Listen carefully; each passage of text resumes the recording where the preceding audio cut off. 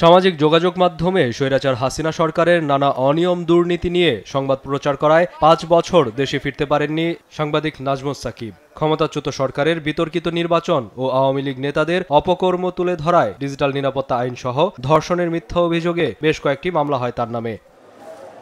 স্বৈরাচারের পতনের পর বৃহস্পতিবার দুপুরে দেশে ফিরেন তিনি। দুপুরে হযরত শাহজালাল বিমানবন্দরে পৌঁছে নিজের ফেসবুক ভেরিফাইড পেজ থেকে লিখেন, স্বাধীন বাংলাদেশে আগমন। এ সময় তাকে ফুল দিয়ে বরণ করে নেন তার পরিবার ও শুভাকাঙ্ক্ষীরা।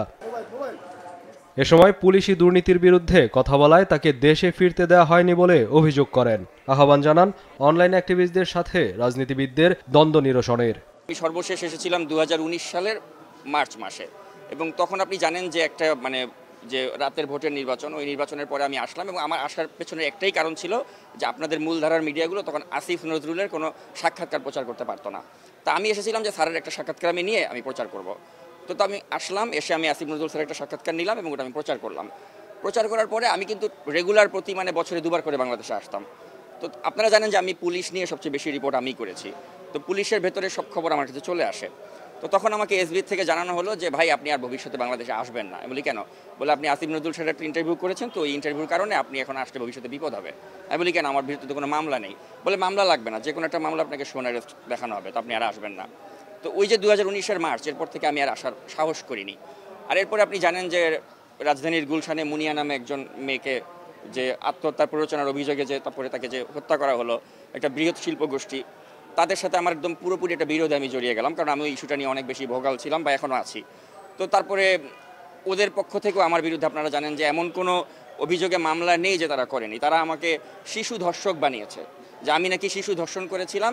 যখন আমি ইন্ডিপেন্ডেন্ট সালমান এফ রহমানের মালিকানাধীন পত্রিকাতে আমি যখন কাজ করি, ওই সময় নাকি আমি শিশু ধর্ষণ করেছিলাম রাজধানীর সবুজবাগে, এবং তারা বলল যে ওই শিশু নাকি 2011 সালে আমার দ্বারা ধর্ষিত হয়, এবং তখন নাকি তাকে মুগদা হাসপাতালে তাকে চিকিৎসার জন্য নেওয়া হয়। কিন্তু সবচেয়ে বড় হাস্যকর কাহিনী হচ্ছে যে মুগদা হাসপাতালটা তৈরি হয়েছিল 2013 সালে। তো তারা কত বড় মিথ্যাচারের মাধ্যমে এ ধরনের যে কারো বিরুদ্ধে এ ধরনের মামলা করতে পারতো, এটা হচ্ছে একটা নির্লজ্জ বাস্তবতা। গত 15.5 বছর কেন হাসিনা টিকতে পেরেছিল? কারণ জেন জি যারা, তাদেরকে আমরা ধরেই নিয়েছিলাম যে এরা হয়তো সিনেমা দেখে, এরা ঘুরে বেড়ায় গার্লফ্রেন্ড নিয়ে, এদের একটা আলাদা জগৎ আছে, এরা রাজনীতি সচেতন না। কিন্তু জেন জি আমাদেরকে ভুল প্রমাণ করেছে। তারাও রাজপথে নেমেছে, অ্যাট দ্য সেম টাইম আমার এই বন্ধু সুমিতের মতো যারা মিলেনিয়ালসদের প্রতিনিধিত্ব করে, তারাও রাজপথে নেমেছে, যে কারণেই কিন্তু হাসিনার উৎখাত হয়েছে।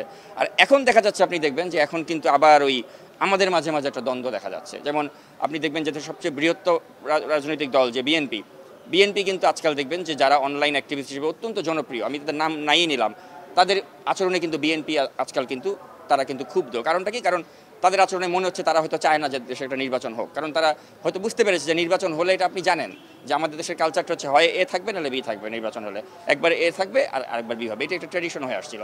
তো এখন এ বলতে তো কিছু নেই, ওটা তো শেষ, ওই চ্যাপ্টার ক্লোজ। এখন আলটিমেটলি যদি দেশে এই মুহূর্তে একটা নির্বাচন হয়, এটা বিএনপি হবে, এটা আপনি জানেন, সবাই জানে। তো এখন ওই নির্বাচনটাকে কত ডিলে করা যায় বা এর মাঝখানে কত প্রতিবন্ধকতা করা যায়, এজন্য হয়তো কোনো অনলাইন অ্যাক্টিভিস্ট উদ্দেশ্যমূলকভাবে কাজ করছে। যে কারণে আপনি খোঁজ নিয়ে দেখবেন যে বিএনপির যারা লোকজন, তারা কিন্তু এটা নিয়ে খুবই ক্ষুব্ধ, বিরক্ত এবং হওয়ার যথেষ্ট যৌক্তিক কারণ আছে। তো আমি মনে করি যে এক্ষেত্রে এটাই আমাদের মনে করতে হবে যে এখানে বিএনপি ক্ষমতায় আসলো না কে আসলো, সেটা মূল বিষয় না। মূল কথা হচ্ছে জনগণ একটা ভোটের সুযোগ পাক, যে জনগণ এতদিন ভোট দিতে পারেনি। তো এই স্পেসটা ক্রিয়েট করার জন্য আমাদের সকলের কাজ করা উচিত। বর্তমানে কানাডা থেকে প্রচারিত নাগরিক টিভির বার্তা প্রধান হিসেবে কাজ করছেন নাজমুস সাকিব। কাজ করেছেন ইংরেজি দৈনিক দ্য ইন্ডিপেন্ডেন্ট ও স্যাটেলাইট টিভি চ্যানেল আরটিভিতেও। তবে তিনি সবচেয়ে বেশি পরিচিত হয়েছেন অনলাইন অ্যাক্টিভিস্ট হিসেবে। কায়েস রাহাত, দেশ টিভি, ঢাকা।